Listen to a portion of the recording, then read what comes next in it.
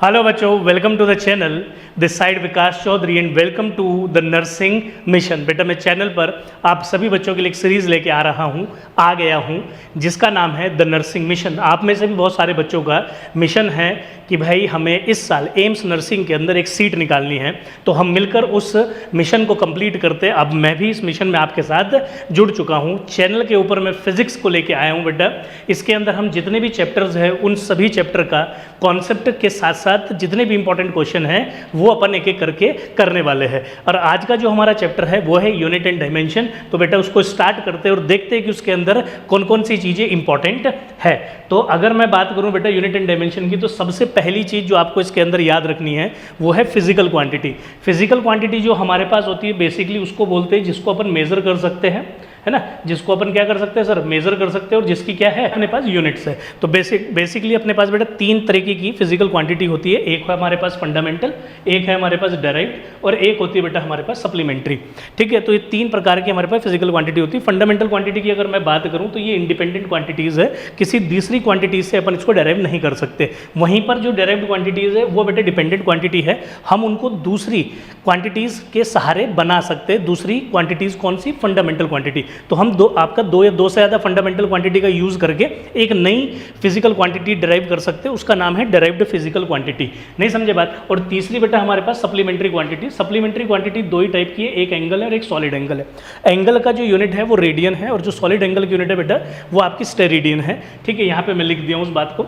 अगर मैं एंगल की बात करूँ तो एंगल किसको बोलते हैं? जैसे लाइन है, इस लाइन ने कुछ जो यहाँ पर है ना आपका डिग्री या रेडियन में जो सबस्टेंड किया होगा उसको अपन एंगल बोलते हैं। और वहीं पर जो प्लेन है ना, जो 2D बॉडी है, वो जो एंगल किसी एक पॉइंट पर सबस्टेंड करती है उसको अपन सॉलिड एंगल बोलते हैं। तो मतलब कि एंगल हमारे पास 1D बॉडी सबस्टेंड करती है और 2D बॉडीज जो है वो आपके पास आपका सॉलिड एंगल सबस्टेंड करती है। ठीक है, और अगर मुझे एंगल का फॉर्मूला लिखना हो तो मैं यहाँ लिख देता हूँ, है ना। अगर मुझे एंगल का फॉर्मूला लिखना हो तो एंगल हमारे पास क्या होता है? एंगल होता है बेटा आपके पास आर्क अपॉन रेडियस, और वहीं पर सॉलिड एंगल जो होता है, ठीक है, तो जो सॉलिड एंगल होता है ये एरिया ओवर रेडियस स्क्वायर होता है।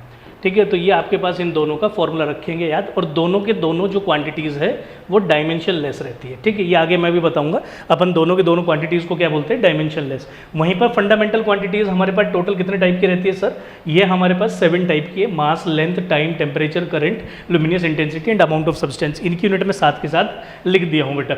डायरेक्ट क्वांटिटीज़ आपकी बहुत टाइप की क्वांटिटीज़ जो है वो डायरेक्ट हो सकती है, जिसमें हम दो या दो से ज़्यादा फंडामेंटल क्वांटिटीज़ का यूज़ करें। तो कुछ एग्जाम्पल के तौर पर बेटा velocity, acceleration, force, potential, electric field, surface tension नहीं, कोएफिशिएंट ऑफ विस्कोसिटी नहीं, यंग्स मॉडुलस, ये सब क्वांटिटीज जो है वो आपके पास डायरेक्ट क्वांटिटी है। एक एक करके अपन इन चीज़ों को समझेंगे। ठीक, अगर मैं यूनिट की बात करूं तो यूनिट आपको पता ही है किसको बोलते हैं, है ना। तीन टाइप के, 4 टाइप के हमारे पास सिस्टम होते हैं। एक आपके पास CGS होता है, FPS होता है, एक आपके MKS होता है, एक SI सिस्टम होता है। अब जो ये सिस्टम होता है SI यूनिट का, जैसे कि आपने देखा SI यूनिट किसको बोलते हैं? जैसे कि मास की SI यूनिट kg है, लेंथ की मीटर है, टाइम की सेकेंड है, टेम्परेचर की केल्विन है, करंट की एम्पियर है, लुमिनियस इंटेंसिटी की कैंडिला है, अमाउंट ऑफ सब्सटेंस की मोल है, वेलोसिटी की हमने मीटर पर सेकेंड निकाली। ऐसे ही फोर्स की एक SI यूनिट होती है न्यूटन। ठीक है, तो ऐसे करके हमारे पास क्या रहती है बेटा? आपके पास यूनिट्स रहती है।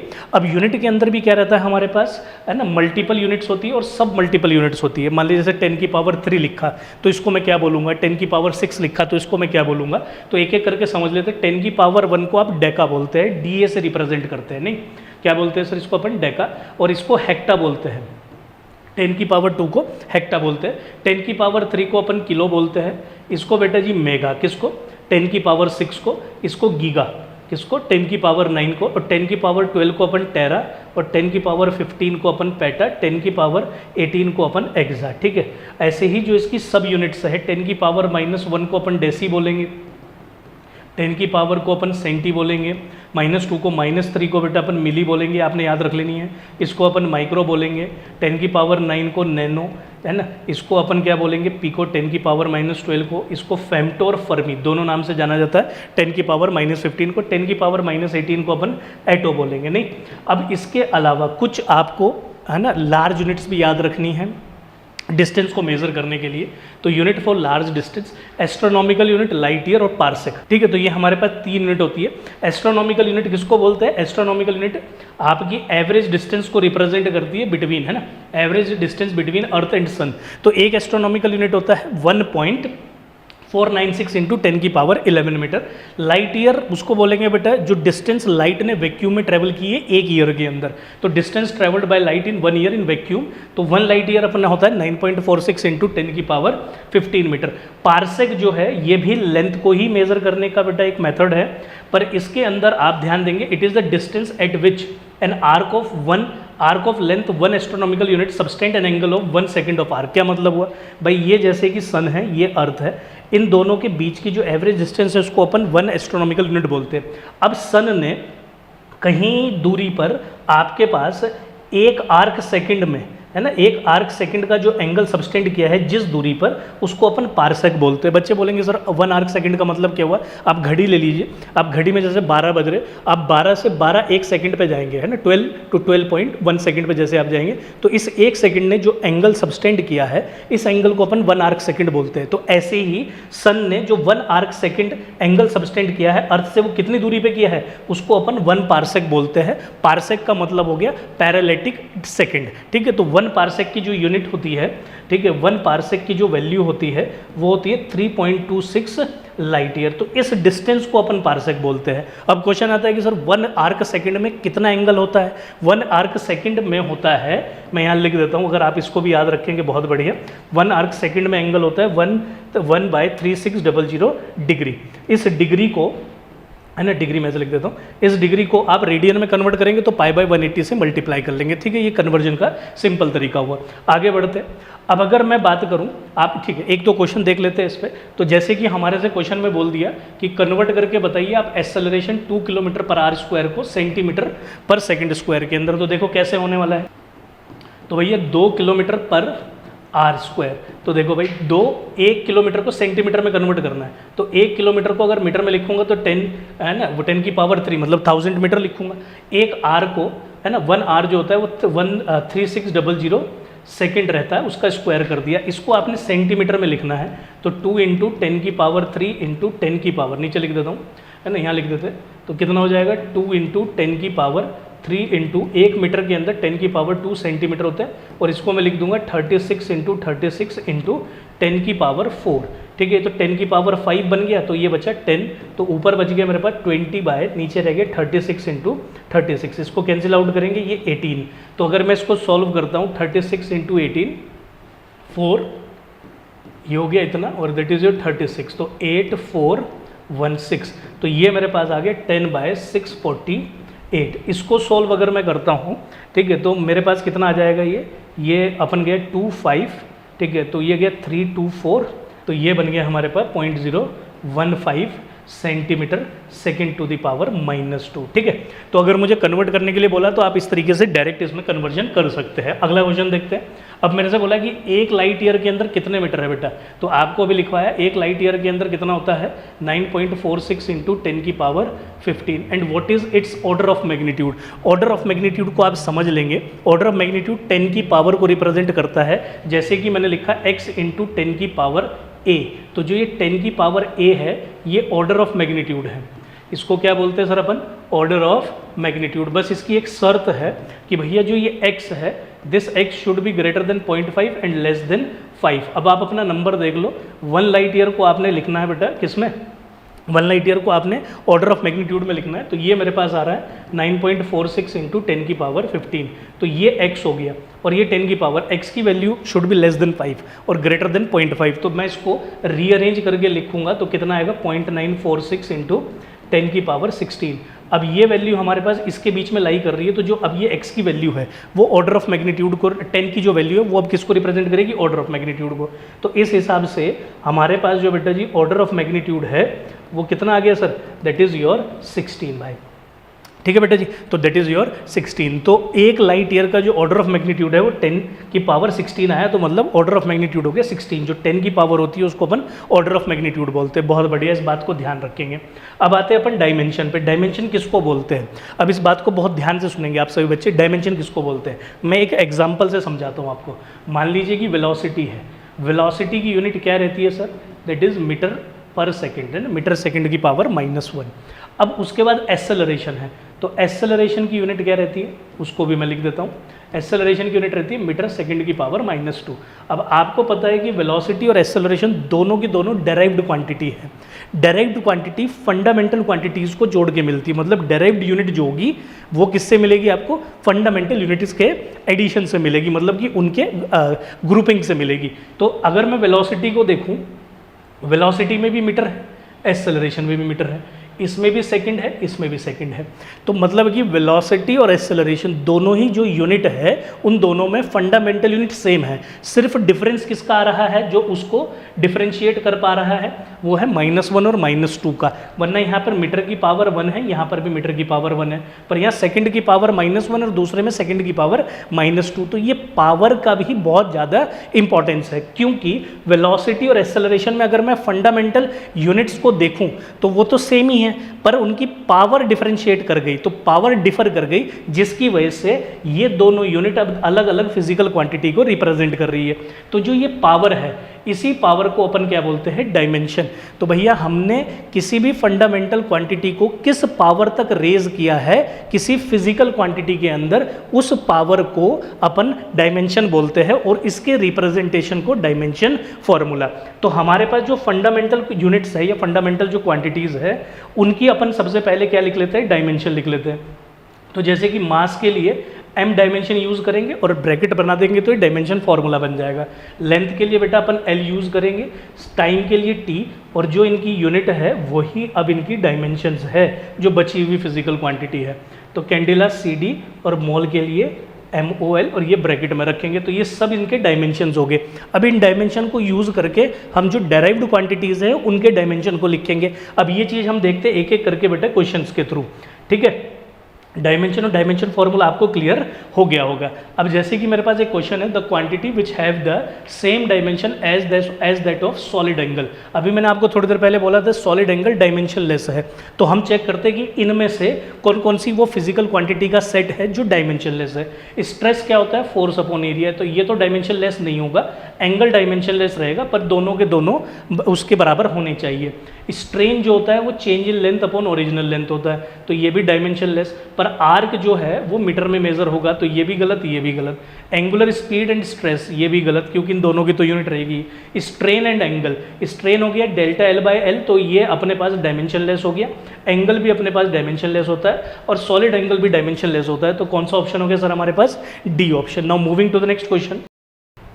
इस क्वेश्चन में क्या बोल दिया मेरे से? E एंड G जो है वो रेस्पेक्टिवली डिनोट कर रहा है बेटा आपका एनर्जी एंड ग्रेविटेशनल कांस्टेंट को, तो E/G की डायमेंशन बतानी है। अब आप क्या काम करोगे? आप E का डायमेंशन लिखोगे और G का डायमेंशन लिखोगे, और फिर कहीं आप अपने फाइनल आउटकम पे आएंगे। ऐसा नहीं करना है। जब कभी रेशियो और मल्टीप्लिकेशन में पूछा जाए तो आपको एक ईजी तरीका उसमें सोचना रहता है, जैसे कि मैं आपको सोच के बताता हूँ, और आप भी इस बात को आगे से ध्यान रखेंगे। जैसे कि फोर्स का फॉर्मूला होता है Gm1m2/r² बेटा, तो ठीक है। तो यहाँ से हमारे पास F की वैल्यू आई, एनर्जी और G की बात की उसने, तो आप एक काम करो, फोर्स को अगर आप डिस्प्लेसमेंट से मल्टीप्लाई कर लेते हो तो इसका मतलब मैं दोनों साइड क्या कर लेता हूँ? डिस्प्लेसमेंट से मल्टीप्लाई कर लेता हूँ डिस्टेंस से। मुझे तो बेसिकली डायमेंशन चाहिए, तो फोर्स इंटू डिस्टेंस क्या हो जाएगा? एनर्जी। इस G को मैं नीचे ले आऊँगा, ये कैंसिल आउट हो गया। M को M1 M2 और डिवीजन में R बचा। M तो हो गया कितना सर? L², और ये MM कितना हो गया सर? MM हो गया M² बाय, और ये हो गया L।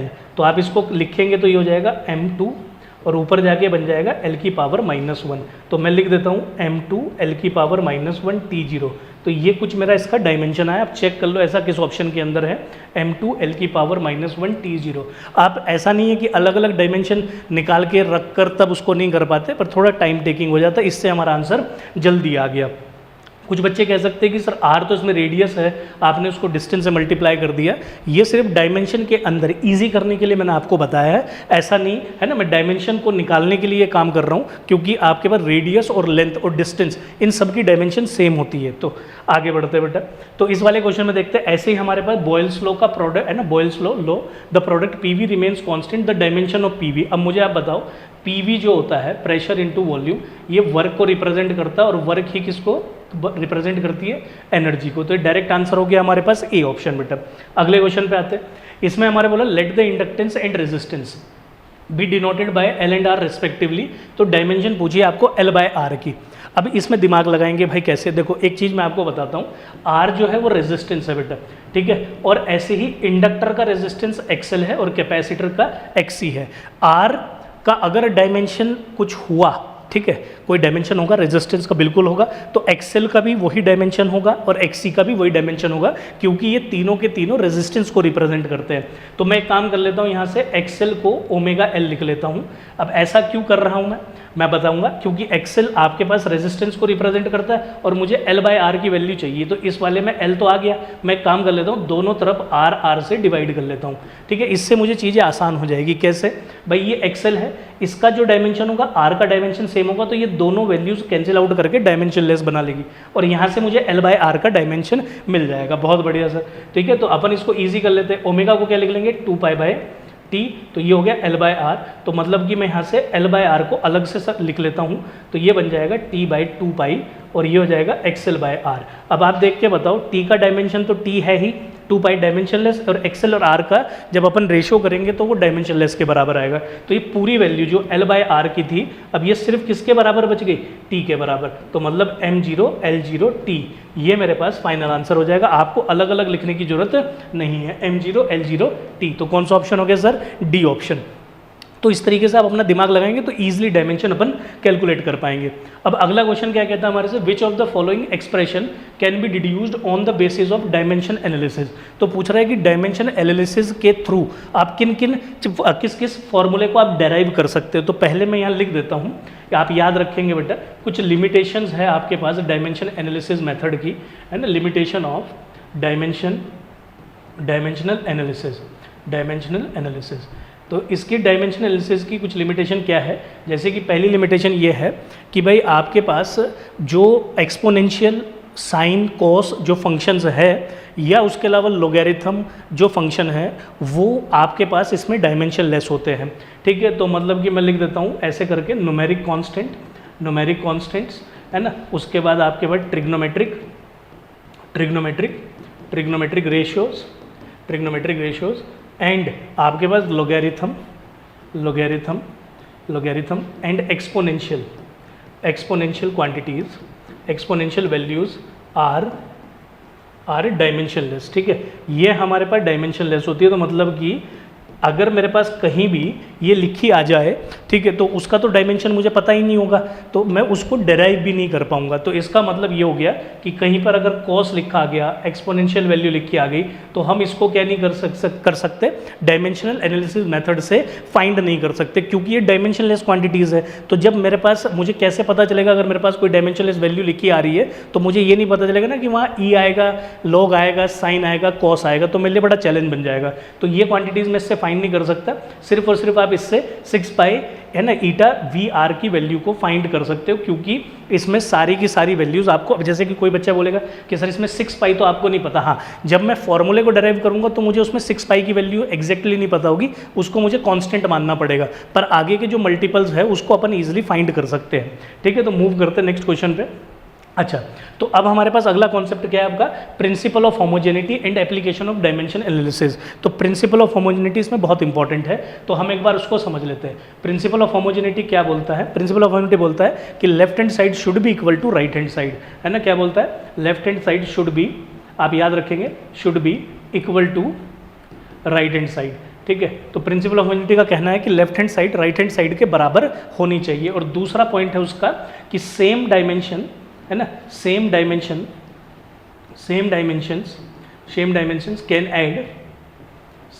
Can add and subtract. तो आपके पास आप सेम डायमेंशन को, जैसे L प्लस L को आप L लिख के दोगे, L माइनस एल को भी आप L लिख देंगे, पर L plus L T minus one को कुछ आप नहीं लिख सकते। तो मतलब सेम डायमेंशन को ऐड किया जा सकता है और सेम डायमेंशंस को ही क्या किया जा सकता है, आपके पास सब्ट्रैक्ट किया जा सकता है। और जब एडिशन और सब्ट्रैक्शन आप कर लेंगे तो जो उसका लेफ्ट हैंड साइड होगा वो किसके बराबर होना चाहिए, राइट हैंड साइड के। तो ये कहना है प्रिंसिपल ऑफ होमोजेनिटी का। अब इस पर किस टाइप के क्वेश्चन आते हैं वो अपन एक एक करके देखेंगे, पर उससे पहले हम ये देख लेते हैं कि क्या क्या एप्लीकेशन है डायमेंशन एनालिसिस की।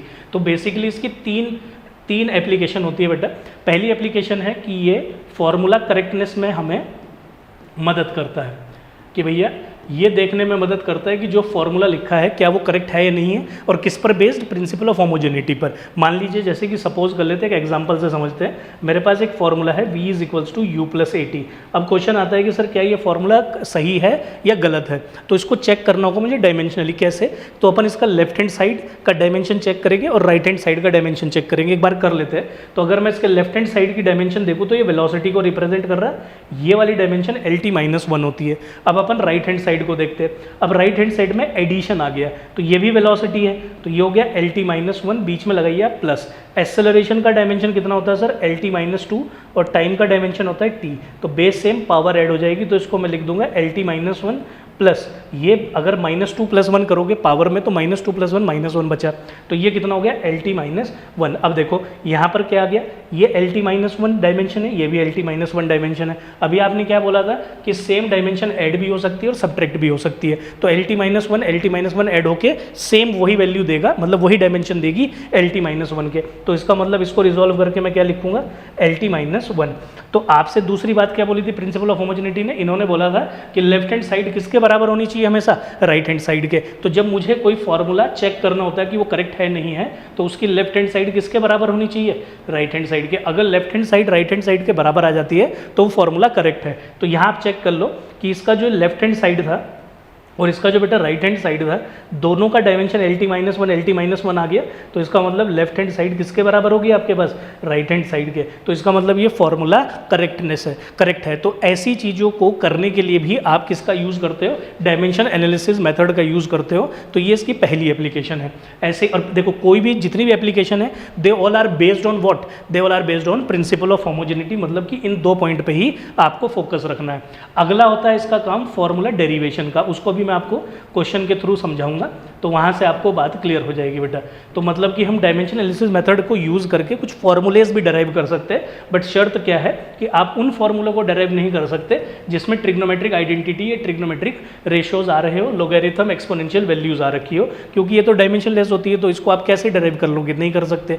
ठीक है, तो आपका ये इसका एक लिमिटेशन है, उस लिमिटेशन पे बेस्ड हमने क्वेश्चन भी देख लिया। आगे भी अगर इस पर कोई ऐसा क्वेश्चन आता है तो आप उसको ध्यान रखेंगे। अब दूसरा काम क्या हो गया बेटा, फॉर्मूला डेरिवेशन, और तीसरा होता है इसका यूनिट कन्वर्जन। ठीक है, अगर मान लीजिए कि आपको एक गिवन यूनिट है SI, उसको आपने CGS में कन्वर्ट करना है, जैसे कि हमें न्यूटन को डायन में कन्वर्ट करना है, जूल को अर्ज में कन्वर्ट करना है, या कोई गिवन सेट है आपको यूनिट का, वो किसी दूसरे सेट ऑफ यूनिट में कन्वर्ट करना है, तो ये भी आप किसकी हेल्प से कर सकते हो, आप डायमेंशन एनालिसिस की हेल्प से कर सकते हो। तो बेसिकली तीन डायमेंशन है, और जो बेसिकली तीन डायमेंशन एनालिसिस मेथड की एप्लीकेशन है, और ये जो भी एप्लीकेशन है ये प्रिंसिपल ऑफ होमोजेनिटी पर बेस्ड है। इस चीज को याद रखेंगे बेटा। अब इसमें कुछ क्वेश्चन देख लेते हैं। ये क्वेश्चन प्रिंसिपल ऑफ होमोजेनिटी पर बेस्ड है, आप समझेंगे कि भाई ये अल्फा टी स्क्वायर को आपने बीटा टी से इसमें प्लस कर दिया। अभी आपने बोला था कि उन्हीं डायमेंशंस को आप प्लस कर सकते हो जिनकी डायमेंशन सेम है, तो इसका मतलब अल्फा टी स्क्वायर की डायमेंशन बीटा टी की डायमेंशन के बराबर रही होगी। और जब आपने इन दोनों को ऐड किया तो जो नई फिजिकल क्वांटिटी आपको मिली है उसकी डायमेंशन भी इसके बराबर होनी चाहिए, L plus L should be equal to L, left hand side should be equal to right hand side. तो इसका मतलब फोर्स का डायमेंशन भी इसके बराबर होना चाहिए। अब आपसे पूछ क्या लिया, आपसे बोल दिया the factor which is dimensionless if alpha and beta are constant.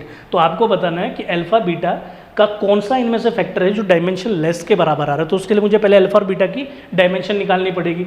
तो अल्फा की डायमेंशन आ गई बेटा f/t², मतलब वैल्यू आ गई f/t², यहाँ से डायमेंशन निकाल लेंगे। और बीटा हमारे पास आ गया f/t। तो मैं यहाँ से अगर इसकी डायमेंशन निकालता हूँ तो ये होता है mlt-2, और नीचे हमारे पास आ गया t2। तो इसको ऊपर लेके जाएंगे तो ये बेटा हमारे पास बन जाएगा mlt-4। ये पहली चीज़ आपने निकाल ली अल्फा। निकाला कैसे, डायमेंशन एनालिसिस मेथड को यूज़ करके। तो बीटा कितना हो जाएगा, ये हो जाता है mlt-2/t। ठीक है, इसको ऊपर लेके अपन जाएंगे तो ये बन जाएगा हमारे पास mlt-3। लो भाई ये हमारे पास बीटा आ गया। अब आप जरा चेक करके बताओ, अगर मैं अल्फ़ा बाय बीटा कर लूँ, है ना, थोड़ा सा दिमाग लगाते हैं, ऐसा कोई ऑप्शन है जिसमें अल्फ़ा बाय बीटा है, पहले वाले ऑप्शन में है, तो अगर अपन अल्फ़ा बाय बीटा कर ले तो हमें दिख रहा है कि ये MLT-4 है और नीचे हमारे पास MLT-3 है। तो m से m, ये तो m0 बन जाएगा, L0 बन जाएगा और ऊपर जाके t की पावर -1 बनेगा। तो अल्फ़ा बाय बीटा आ गया। अब अल्फ़ा बाय बीटा आ गया, अगर उसको मैं t से और मल्टीप्लाई कर लूँ, नहीं इसको इधर t से, तो इधर इसका डायमेंशन कितना हो जाएगा, t base alpha t by beta, ठीक है, बेस सेम पावर ऐड हो जाएगी, तो ये हो जाएगा m0 L0 t0। अब आप देखो कि ऐसा कौन सा इनमें से आपके पास फैक्टर है जो डायमेंशन लेस रिप्रेजेंट कर रहा है, तो that is alpha t by beta. तो ये आपका करेक्ट आंसर हो गया। अगले क्वेश्चन पे बढ़ते हैं। ये क्वेश्चन भी हमारे पास प्रिंसिपल ऑफ होमोजेनिटी पर ही बेस्ड है। इस बार तो हमारे से a b और c की डायमेंशन डायरेक्ट पूछ ली। अब एक चीज़ देखो, अल्फा t का जो डायमेंशन होगा वो बेटा ये पूरी वैल्यू ऐड की हुई है, तो ध्यान रखना जो पूरी वैल्यू इन एडिशन है उसका डायमेंशन सेम होता है। तो at किसका डायमेंशन किसके बराबर हो गया, b बाई टी प्लस सी के। नीचे t को आपने c से प्लस किया तो उन दोनों का डायमेंशन भी सेम होगा, तो मतलब c का डायमेंशन t के बराबर होगा।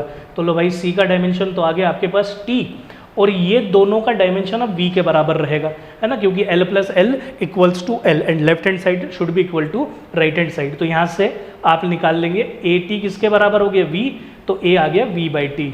तो भाई वेलोसिटी कितना है LT-1 और ये t हो गया, तो a आ गया हमारे पास LT-2। ये लो बेटा जी आपके पास a भी आ गया, c भी आ गया, और यहाँ से चाहे तो अब b भी निकाल सकते हैं। कैसे, तो इसका क्योंकि डायमेंशन दोनों का सेम है तो a की डायमेंशन से आप उसको रिप्रेजेंट कर सकते हो। तो इसको अगर मैं लिखूंगा b is equals to V T plus C, तो आप लिख लेंगे LT-1 और इसको आप खाली t लिख देंगे। बेस सेम पावर ऐड होने पे सिर्फ मेरे पास बचा कितना सर, l। तो आप जरा देख लो, a की वैल्यू आ गई LT-2, b की वैल्यू आ गई l और c की वैल्यू t। ऐसा कौन सा ऑप्शन है सर, c ऑप्शन। बात को समझते हुए चलेंगे बेटा। अगला क्वेश्चन, अभी तक आपने जो 2 क्वेश्चन प्रैक्टिस किए थे वो प्रिंसिपल ऑफ होमोजेनिटी पे किए थे। अब अपन एप्लीकेशन पर बेस्ड क्वेश्चन करते हैं। अभी मैं आपको बताया हूँ कितनी एप्लीकेशन हमारे पास टोटल है ना, अपने पास कितनी एप्लीकेशन है सर, 3 एप्लीकेशन है। फॉर्मूला करेक्टनेस को कैसे यूज़ करते हैं वो तो हमने देख लिया। अब हमारा काम है फॉर्मूला डेरिवेशन को कैसे यूज़ करते हैं। फॉर्मूला डेरिवेशन का जो भी प्रॉब्लम होगा उसमें एक फिजिकल क्वांटिटी दूसरी कुछ फिजिकल क्वांटिटीज़ पर हमेशा डिपेंडेंट होगी, तभी आप उसको डेराइव कर सकते हो, मतलब डायमेंशनल एनालिसिस मेथड से किसी फॉर्मूले को डेराइव कर सकते हो। जैसे कि इस क्वेश्चन में हमारे से बोल दिया कि क्रिटिकल वेलोसिटी जो है ना of a liquid flowing through a tube are expressed as, तो मतलब कि क्रिटिकल वेलोसिटी मैं यहाँ लिखता हूँ, क्रिटिकल वेलोसिटी इन चीज़ों पर डिपेंड कर रही है, ठीक है। डायरेक्टली प्रोपोर्शनल आप ले लीजिए ईटा एक्स रो वाई और बेटा जी अपने पास r की पावर z, ठीक है। और उसमें इन सब के बारे में बता दिया कि भाई ईटा कोफिशिएंट ऑफ विस्कोसिटी है लिक्विड का, डेंसिटी रो है और रेडियस है ट्यूब का r। तो आपको x y z निकालना है। डायरेक्टली प्रोपोर्शनलिटी के साइन को हटा के आप कांस्टेंट लिख देंगे, तो ये हो गया critical velocity is equals to constant eta x rho y r की पावर z। अब देखो बेटा आपने यहाँ सबकी डायमेंशन लिख देनी है, तो इसकी डायमेंशन होगी m0 LT-1। ये सबसे पहला काम किया। कांस्टेंट का कोई डायमेंशन नहीं होता है। ईटा कोफिशिएंट ऑफ विस्कोसिटी की डायमेंशन ml-1 T-1 की पावर x, और ये डेंसिटी ml-3 की पावर y और रेडियस l की पावर z। अब जिन जिनका बेस सेम है पहले तो इसको x को अंदर मल्टीप्लाई कर लो, m की पावर x, l की पावर -x, t की पावर -x। इसको अगर मल्टीप्लाई कराएंगे तो m की पावर y, l की पावर -3y और ये हो गया बेटा l की पावर z। अब जिन जिनका बेस सेम है उनकी पावर ऐड कर लेंगे, तो ये मेरे से बन गया m की पावर x प्लस y, देख लो भाई m 2 ही थे, और l की पावर बन गया बेटा -x -3y और प्लस z, ठीक है। और इसमें ना थोड़ा ध्यान देना है, बच्चे क्या करते हैं कि क्योंकि बहुत सारी पावर्स हो जाती, वैल्यूज़ हो जाती है, तो उसमें ना कैलकुलेशन में एरर कर देते हैं और उसको सिली मिस्टेक अपन बोल देते हैं। तो इस पर एक बार जब आप करेंगे अपने पेपर के अंदर या मॉक टेस्ट के अंदर या अभी प्रैक्टिस के दौरान, तो रिविजिट जरूर करेंगे ऐसे क्वेश्चंस को जो कि थोड़े लेंदी होते जाएंगे, है ना। तो ये हो गया कितना, l की पावर -x, l की पावर -3y प्लस z, और t सिर्फ हमारे पास पूरी इक्वेशन में एक ही था, तो उसको आप एक ही लिखेंगे, और इधर बन गया मेरे पास m0 LT की पावर -1। अब बेस सेम पावर को इक्वेट कर दीजिए, तो ये मेरे पास आ गया x plus y is equals to 0, और दूसरी वैल्यू कितनी आ गई मेरे पास -x -3y plus z is equals to power में कितना है सर 1, और बेटा तीसरी वैल्यू कितनी आ गई मेरे पास, इसकी -1 -x, तो -1 -x, इसने चीज़ों को देखो आसान कर दिया।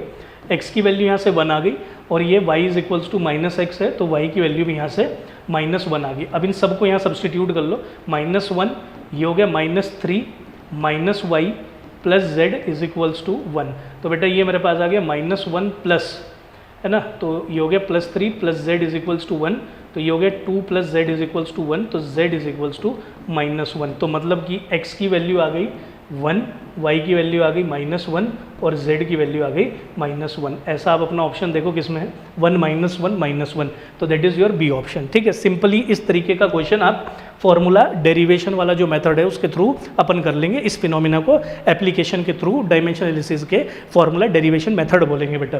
तो प्लैंक कांस्टेंट हमारे को गिवन है, स्पीड ऑफ लाइट गिवन है वैक्यूम के अंदर, और न्यूटन ग्रेविटेशनल कांस्टेंट गिवन है। ये 3 फंडामेंटल कांस्टेंट है, इनमें से कौन सा कॉम्बिनेशन जो नीचे दिखाया गया है ना, has the dimension of length. तो मैंने आपको बोला था कि अब लेंथ का इसमें डायमेंशन निकालना है, तो लेंथ को इन तीनों पर डिपेंडेंट मुझे दिखाना पड़ेगा। तो कैसे दिखाएंगे, यहाँ कर देते हैं बेटा इसका सोल्यूशन, बहुत ध्यान से देखना।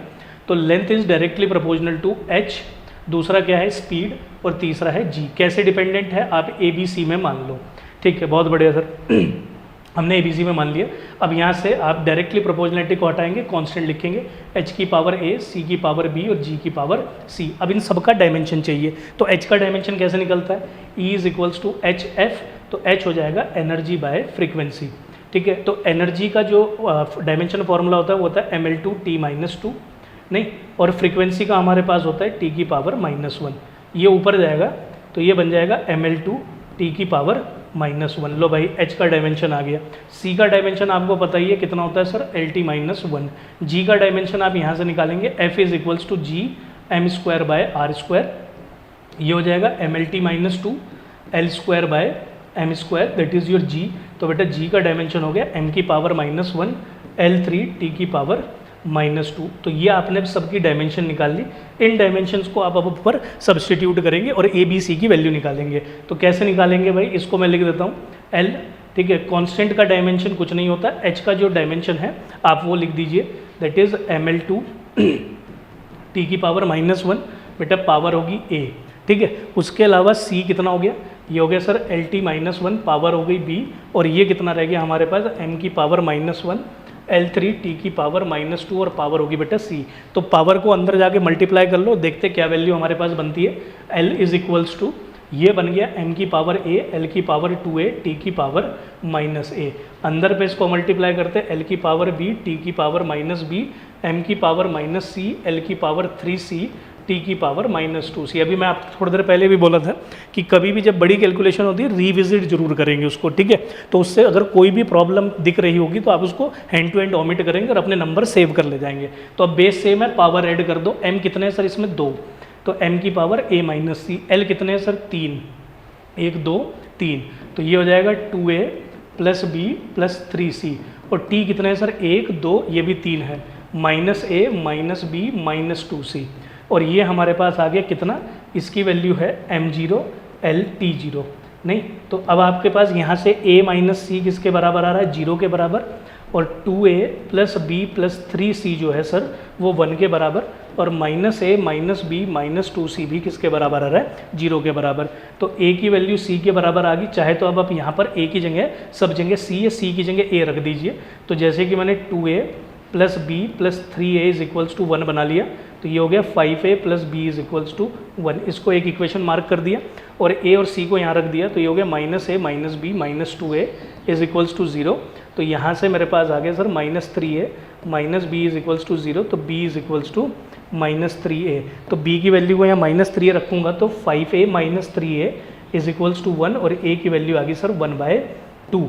तो इसका मतलब c की वैल्यू कितनी आ गई, 1/2। अब यहाँ से b की वैल्यू कितनी आ जाएगी, -3/2। तो आपके पास a, b और c। अब इसको मैं यहाँ रख देता हूँ थोड़ा सा ना, यहाँ पे सब्स्टिट्यूट कर देते हैं। तो अपन सब्स्टिट्यूट करेंगे तो इसके अंदर L direct equals to k h की पावर कितनी आई थी सर, 1/2, है ना। आप ज़रा देखो h की पावर कितनी आई थी सर, 1/2। और भाई आपके पास c की पावर b है -3/2, और भाई आपके पास नहीं b, हाँ b -3/2, और g की पावर c, तो जी कितना आया था 1/2, ठीक है। तो अब इसमें से एक की वैल्यू माइनस में आ रही है, वो नीचे आ जाएगा, रूट में आ जाएगा, ठीक है। तो आप इसमें से लिख लेंगे L इज इक्वल्स टू के, ये h तो आ जाएगा एच जी रूट में, और ये आ गया c की पावर 3/2। चाहे आप यहाँ तक लिख के छोड़ दीजिए। अब अपना ऑप्शन देख लीजिए, under root H G division में c की पावर 3/2। तो कौन सा ऑप्शन अपने पास हो गया? That is your C option बेटा। इस तरीके से आप इन क्वेश्चन को कर सकते हैं। तो ये हमारे पास यूनिट से रिलेटेड जितने भी कॉन्सेप्ट से आपने सीख लिए, और डायमेंशन से रिलेटेड भी कॉन्सेप्ट आपने सीख लिए। तो यूनिट एंड डायमेंशन का जो बेसिक और जो भी आपको इसमें याद रखना है वो हमने बेटा कॉन्सेप्ट प्लस क्वेश्चन के साथ कंप्लीट किया। अब मुझे एरर समझना है, तो क्योंकि इसके 3 पार्ट रहते हैं, अब इसमें एरर और इसके बाद आएगा आपके पास वर्नियर और स्क्रू गोज है ना, जिसको अपन बोलते हैं एक्सपेरिमेंट, ठीक है। तो फिर एक्सपेरिमेंट आएगा, अभी मेजरमेंट है, और इससे पहले हमने यूनिट एंड डायमेंशन वाला पार्ट कंप्लीट किया। तो एरर एनालिसिस की अगर मैं बात करूं तो एरर हमारे पास बेटा 3 टाइप के होते हैं। एक सिस्टमेटिक एरर होता है, एक रैंडम एरर होता है, एक लीस्ट काउंट एरर होता है। सिस्टमेटिक एरर जो है वो हमें सिलेबस में नहीं पढ़ना।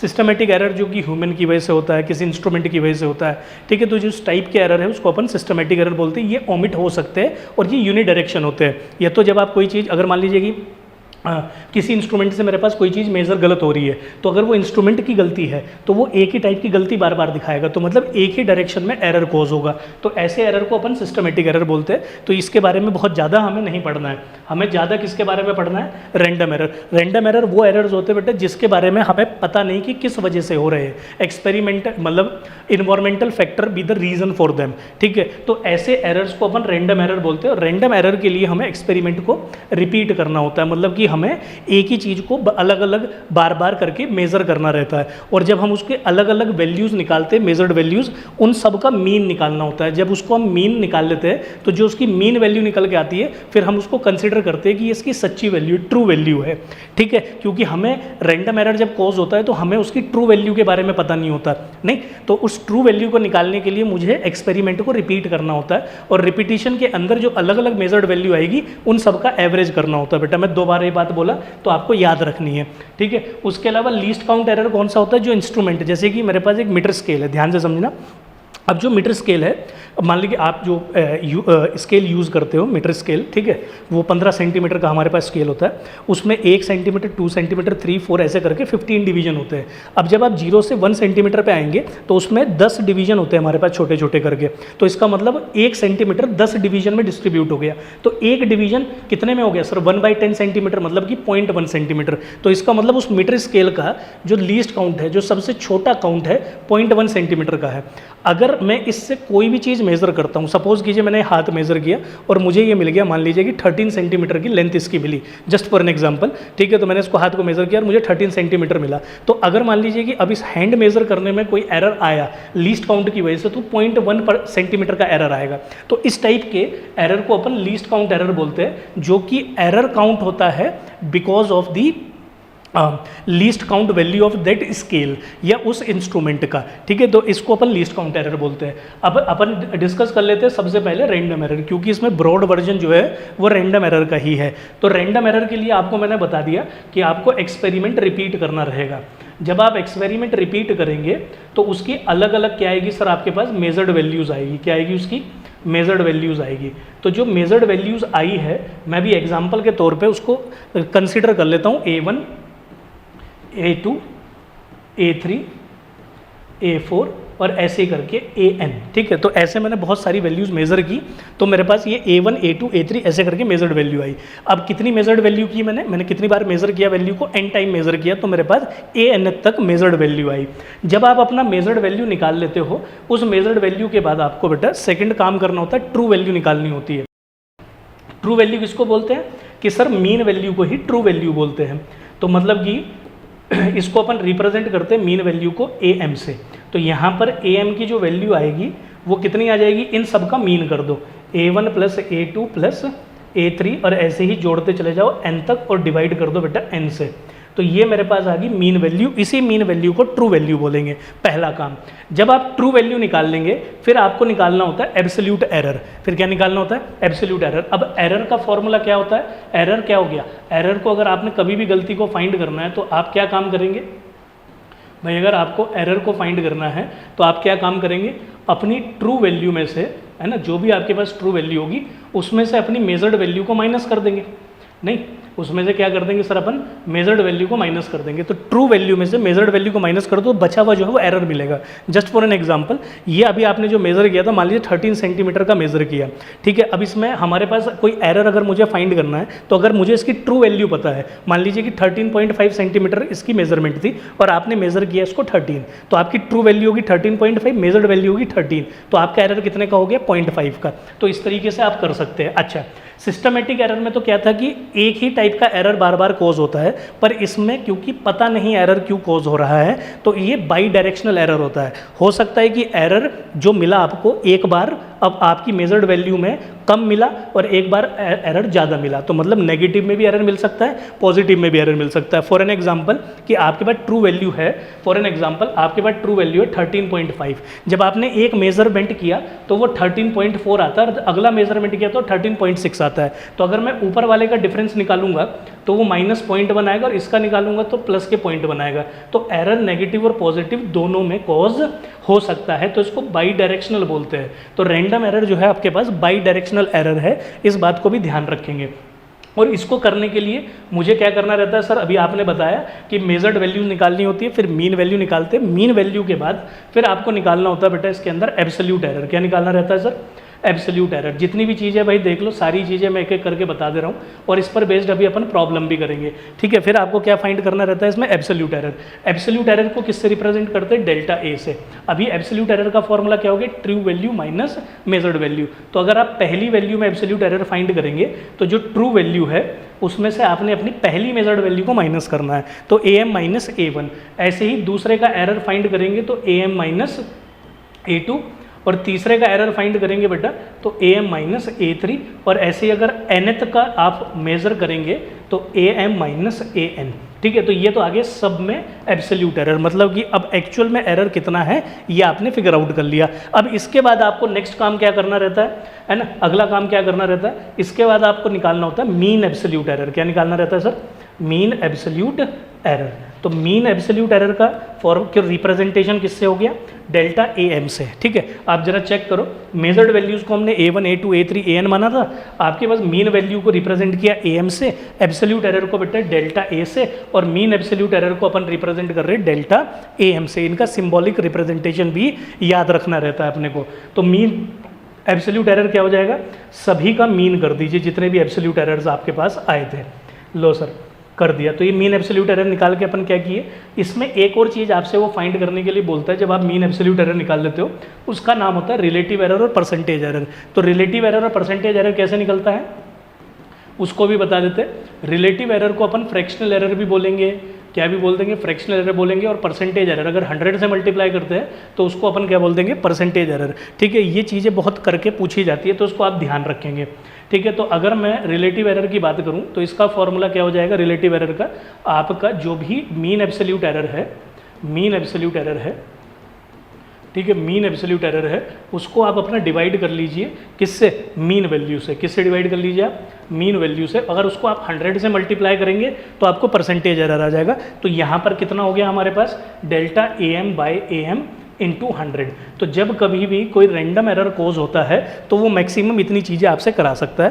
पहले आपसे वैल्यूज़ को मेजर्ड करके दे देगा, फिर आपसे बोल देगा कि मीन एब्सोल्यूट एरर मुझे बताइए, मतलब कि सॉरी मीन एब्सोल्यूट नहीं, पहले क्या बोलेगा, mean value, true value find करके बताइए। जब आप ट्रू वैल्यू फाइंड कर लेंगे तो फिर हर एक मेजर्ड वैल्यू में एरर पूछ लेगा, उसको बोलते हैं एब्सोल्यूट एरर। फिर आपसे पूछ लेगा वो तीसरी चीज़ क्या बताई सर आपने, मीन एब्सोल्यूट एरर। फिर तीसरे नंबर पर मीन एब्सोल्यूट एरर, और चौथे नंबर पर वो क्या पूछ लेगा आपसे, फ्रैक्शनल एरर, रिलेटिव एरर या फिर परसेंटेज एरर। तो ये सारी चीज़ें आपको कैलकुलेट करनी आनी चाहिए, ठीक है। तो होप्स हो कि आपको ये बात समझ में आई होगी।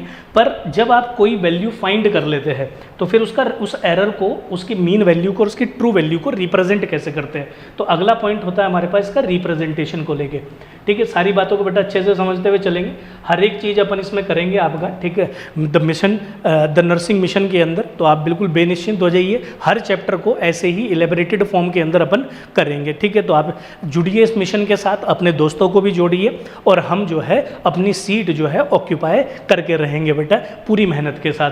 तो रिप्रेजेंटेशन की अगर मैं बात करूं तो एरर को रिप्रेजेंट कैसे किया जाता है, तो सबसे पहले आपने इसकी लिखनी होती है मेजर्ड वैल्यू। क्या लिखनी होती है, मेजर्ड वैल्यू। तो मेजर्ड वैल्यू को लिखना होता है आपको ट्रू वैल्यू प्लस माइनस करके प्लस माइनस करके यहाँ एब्सोल्यूट एरर लिखना है। तो जैसे कि मेरी मेजर्ड वैल्यू कुछ भी मैं मान लेता हूँ, ए नोट मान लेता हूँ, ठीक है, ट्रू वैल्यू मेरी ए है प्लस माइनस डेल्टा ए। तो ये एक तरीके का रिप्रेजेंटेशन हो गया। कभी भी आपको रिप्रेजेंटेशन करना हुआ तो मेजर्ड वैल्यू को true value plus minus error के साथ लिखते हैं। प्लस माइनस मैंने आपको बता दिया क्योंकि random error by directional error है, तो उसमें प्लस में भी और माइनस में भी इन जनरल एरर कॉज हो सकता है। अब क्या करेंगे सर, इसके बाद और क्या क्या अपॉर्चुनिटी है। मान लीजिए कि अपन लेट कर लेते हैं, let there are two measured values है ना। तो हम एक एक्सपेरिमेंट करके देखते हैं कि हमारे पास दो मेजर्ड वैल्यूज़ है।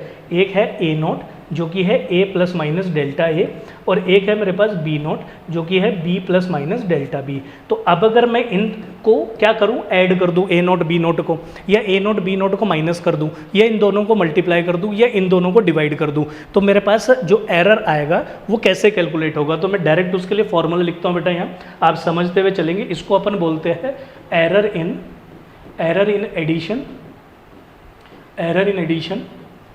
And subtraction. तो ध्यान रखना बेटा जी, error in addition and subtraction के अंदर एक ही फॉर्मूला चलता है एरर को फाइंड करने के लिए, वो भी मैक्सिमम एरर को फाइंड करने के लिए। किसके लिए, मैक्सिमम एरर को फाइंड करने के लिए। तो अगर मान लीजिए कि आपने ए नोट प्लस बी नोट किया और आपको मिल गया एक्स नोट, तो इसका मतलब एक्स नोट जो हो जाएगा वो हो जाएगा x plus minus delta x. तो आपको डेल्टा एक्स फाइंड करना है। तो डेल्टा एक्स मतलब इन दोनों को ऐड करने के बाद जो वैल्यू मिली उसके अंदर कितना एरर है। तो आपने ए नोट बी नोट को ऐड किया तो आपको मिला एक्स नोट, और एक्स नोट क्या हो जाएगा, एक्स नोट की ट्रू वैल्यू और एक्स नोट के अंदर एरर। तो मतलब अब ऐड करने के बाद जो आपको नई वैल्यू मिली वो डेल्टा एक्स है। तो डेल्टा एक्स जब आप ऐड करेंगे मतलब कि ए नोट बी नोट करेंगे या A note minus B note करेंगे, इन दोनों ही सिचुएशन के अंदर आपको एडिशन में जो वैल्यू मिलेगी वो रहेगी बेटा हमारे पास delta A plus delta B plus minus. तो मतलब कि जो दोनों वैल्यूज़ में एरर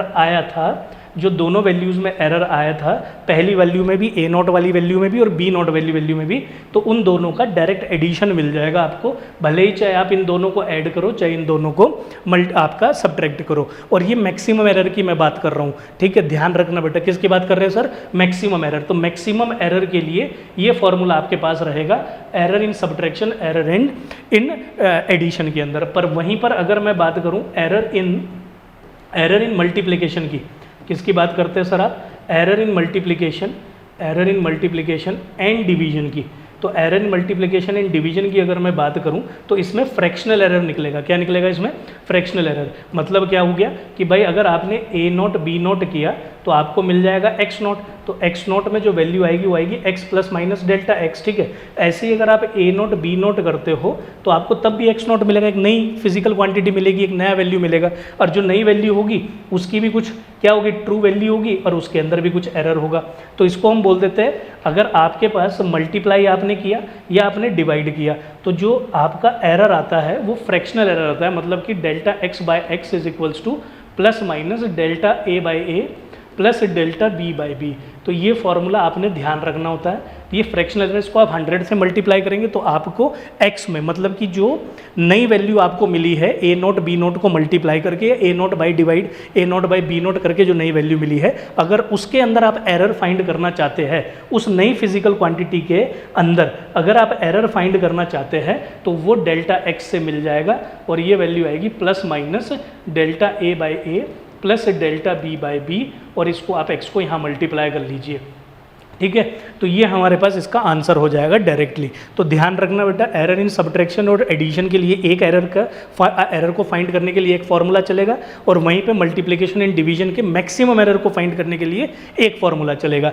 अब अगर मान लीजिए कल को कोई एरर इन पावर दिया हो, आपको काहे में दिया हो, एरर इन पावर, ये लास्ट चीज़ है बेटा जो इसमें समझनी है, फिर इसके क्वेश्चन पे चलेंगे, तो इसलिए बिल्कुल भी परेशान नहीं होना है। पर ये सारे फॉर्मूले आपको ध्यान रखने, लास्ट ईयर एरर पर ही क्वेश्चन आया है 2025 के अंदर, जो सबसे पहला क्वेश्चन था वो एरर के ऊपर ही था। उस टाइप के क्वेश्चन को भी बेटा अभी अपन प्रैक्टिस करते हुए चलेंगे, ठीक है बेटा जी। तो यहाँ मैं चलता हूँ आगे, तो देखो एरर इन पावर लिख देता हूँ, ठीक है। एक और बस ये लास्ट चीज़ आप देखो, इसमें फिर क्वेश्चन करते हैं। एरर इन पावर, तो एरर इन पावर का मतलब क्या हो गया कि अगर आपको x is equals to a की पावर m और b की पावर n, मल्टीप्लिकेशन में हो, डिवीजन में हो, एडिशन में हो, सब्ट्रैक्शन में हो, किसी की भी मैं बात कर रहा हूँ, तो आपको क्या लिखना है, आपको लिखना है डेल्टा x बाय x, जो हमारे पास हो जाएगा, जो भी ये वैल्यू होगी ये बाहर आ जाएगी, और ये बन जाएगा डेल्टा a प्लस ऐसे ही बाहर प्लस माइनस तो रहना ही है, और जो भी ये पावर होगी ये बाहर आ जाएगी डेल्टा बी बाय बी। अब एक बच्चा बोल सकता है कि सर अगर मान लो कि आपके पास x is equals to a की पावर माइनस एम बी की पावर माइनस एन हो, तो तब आप क्या लिखेंगे? देखो, अगर आपको मैक्सिमम एरर लिखना है तो आपको नेगेटिव साइन नहीं लेना है, आपको सिर्फ मैग्नीट्यूड लेना है उसका, तो ये सेम वैल्यू लिखी जाएगी मैक्सिमम एरर के लिए। और अगर आपको मैक्सिमम एरर नहीं लिखना है, आपको लिखना है मिनिमम एरर, तो तब आप नेगेटिव साइन को रिप्रेजेंट कर सकते हैं। इस वाले केस में तो आप चाहे दोनों को माइनस भी ले लेते चल जाता, पर अगर मान लो एक प्लस होता और एक माइनस होता तो तब भी आपके पास क्या होता, मैक्सिमम एरर के लिए पावर को प्लस में ही आपने लिखना था और आपका प्लस माइनस साइन बाहर आ जाना था बेटा। तो इस तरीके से आप इसको यूज़ कर सकते हैं, ठीक है। तो एरर से रिलेटेड जितने कॉन्सेप्ट है वो ये सारे के सारे कॉन्सेप्ट है, होप सो कि आपको ये समझ में आए होंगे। अब हम इस पर बेस्ड क्वेश्चन करते हैं। तो आपको जो मैंने बताया था रैंडम एरर में आपके पास क्या होती है, बहुत सारी मेजर्ड वैल्यू होती है, तो उसके ऊपर एक क्वेश्चन है, तो उस क्वेश्चन को जरा क्रैक डाउन करते हैं।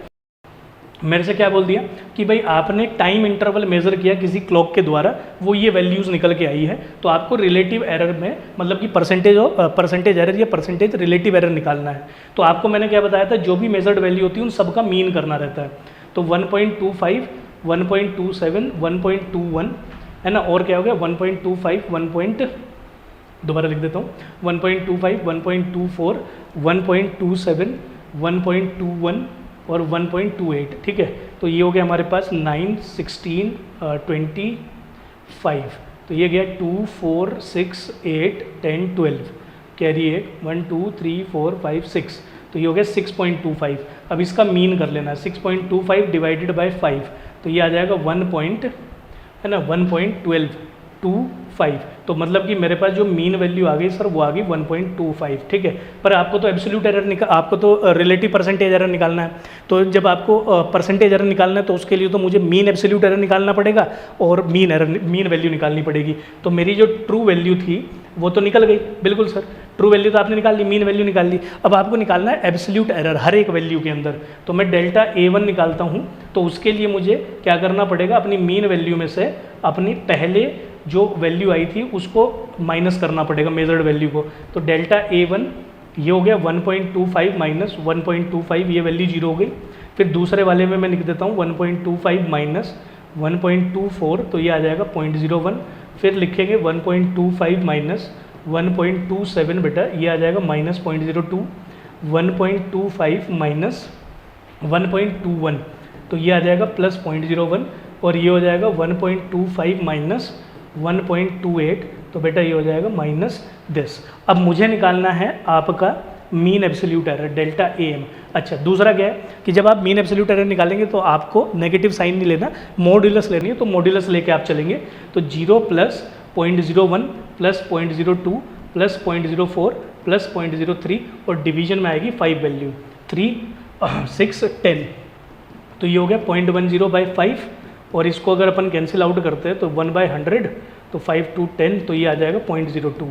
तो मतलब कि डेल्टा AM जो मेरे पास आ गया वो 0.02 आ गया। तो मुझे 2 वैल्यू चाहिए थी, इन दोनों में मैंने टिक लगाया, तो ये मुझे 2 वैल्यू फाइंड करनी थी, मैंने निकाल ली बेटा।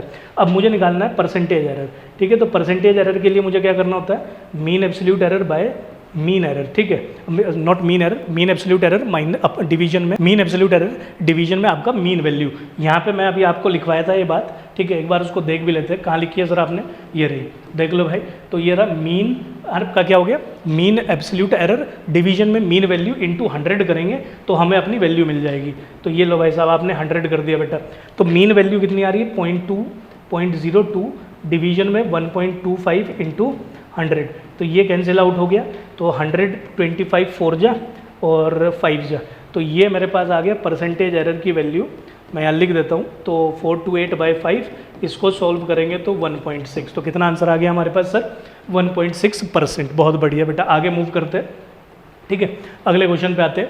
अब देखो इसमें क्या बोल दिया, body travel uniformly a distance of 13.8 in time and this its velocity error and velocity limit and percentage error. बहुत बढ़िया। तो आप एक चीज़ बताओ कि अपने पास जो फॉर्मूला होता है वो distance is equal to speed into time ही रहता है, तो इसका मतलब मुझे पूछा क्या वेलोसिटी, ठीक है। वेलोसिटी अगर मुझे यहाँ से निकालनी है तो वेलोसिटी क्या हो जाएगा, डिस्टेंस अपॉन टाइम, मतलब कि ये डिवीजन का क्वेश्चन हो गया। तो अब मेरे पास जो डिस्टेंस गिवन है वो ये गिवन है, और जो बेटा मेरे पास टाइम गिवन है वो ये गिवन है। तो ये इसकी ट्रू वैल्यू हो गई और ये इसका एरर हो गया, इसकी टाइम की ट्रू वैल्यू और टाइम का एरर हो गया। अब अपने को क्या करना है, सबसे पहले तो वेलोसिटी निकालनी है। तो 13.8 जो है उसकी ट्रू वैल्यू है, उसकी ट्रू वैल्यू को टाइम की ट्रू वैल्यू से डिवाइड कर लो। तो ये कैंसिल आउट होगा, तो कितना जाएगा, 4 3 जा 12, तो कितना बच गया हमारे पास 1 18। तो 1.8 था तो 18 पॉइंट लगा लो, तो ऑलमोस्ट 5, ठीक है। तो ये मेरे पास वेलोसिटी 3.45 बन रहा है, तो ऑलमोस्ट 3.5 मैंने उसको लिख लिया, तो ये हो गया 3.5। अच्छा जी, अब अपना ऑप्शन देखो, 3.5 का एक ही ऑप्शन है वैसे तो, यही हमारे पास आंसर हो जाएगा इसका। पर अगर आप इसमें आगे कैलकुलेट करना चाहते हो, ये तो मैंने वेलोसिटी निकाल ली, इसकी ट्रू वैल्यू निकाल ली। ट्रू वैल्यू में क्या करना होता है बेटे, ट्रू वैल्यू में आपने ट्रू वैल्यू को ट्रू वैल्यू से डिवाइड करना होता है। ये ट्रू अगर मल्टीप्लीकेशन है तो ट्रू वैल्यू को ट्रू वैल्यू से मल्टीप्लाई करना रहेगा। एरर के लिए अलग मेथड यूज़ होता है और ट्रू वैल्यूज़ के लिए सिंपल, जो हमारे को सिंपल मल्टीप्लिकेशन, डिवीजन और आपका एडिशन या सब्ट्रैक्शन हमने सीखा है। जब एरर हमें उन्हीं एडिशन, मल्टीप्लिकेशन, डिवीजन, सब्ट्रैक्शन में निकालना हो तो उसके लिए मैंने आपको रूल लिखवाए हैं, उनको आप अच्छे से याद कर लेंगे, ठीक है। तो अगर मान लो कि अब मुझे निकालना क्या हो, मुझे इसकी वैल्यू निकालनी हो, तो मुझे वेलोसिटी में एरर निकालना पड़ेगा sir, delta v by V. तो ये कितना हो जाएगा, डिस्टेंस का पहले delta d by D plus फिर डेल्टा t बाई टी। अभी ये थोड़ी देर पहले मैंने आपको फॉर्मूला लिखाया था फ्रैक्शनल एरर, जिसको अपन बोलते हैं डिवीजन और मल्टीप्लिकेशन के अंदर। तो डेल्टा d कितना है मेरे पास 0.2 बाय 13.8 प्लस डेल्टा t कितना हो गया 0.3 बाय 4, ठीक है। और ये हो गया डेल्टा v बाई वी। जब अपन इसको सोल्व करेंगे तो ये तो 13.8 इंटू 4 आ जाएगा, और ये हो जाएगा 0.8 प्लस 0.3 इंटू 13.8, ठीक है। और ये मल्टीप्लाई में वेलोसिटी इधर गया जो कितना है 3.5। इसको जब अपन सोल्व करेंगे तो यही वैल्यू हमारे पास आएगी 0.31।